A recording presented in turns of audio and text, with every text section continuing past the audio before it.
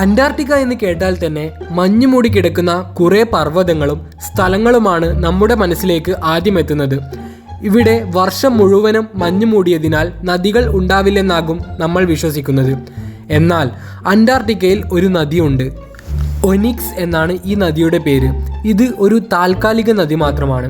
വർഷത്തിൽ ഏകദേശം 60 ദിവസം മാത്രമേ ഈ നദിയിൽ കൂടി വെള്ളം ഒഴുകുകയുള്ളൂ. ആ 60 ദിവസവും അന്റാർട്ടിക്കയിൽ കടുത്ത വേനലുമായിരിക്കും.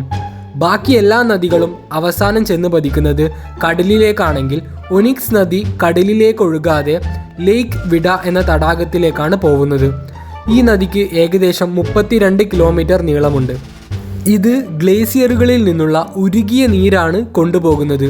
ഈ നദിയുടെ ഒഴുക്ക് ബാക്കി എല്ലാ നദിയെയും അപേക്ഷിച്ച് പുറകോട്ടാണ്. ഈ നദി അവസാനിക്കുന്നിടത്ത് നിന്ന് ഉത്ഭവസ്ഥാനത്തേക്കാണ് ഒഴുകുന്നത്. ആർക്കി ബാക്ടീരിയ വിഭാഗത്തിൽപ്പെട്ട കഠിനമായ സാഹചര്യങ്ങളിലും വളരാൻ കഴിയുന്ന കുറച്ച് സൂക്ഷ്മജീവികൾ മാത്രമാണ് നദിയിലെ ജീവജാലങ്ങൾ.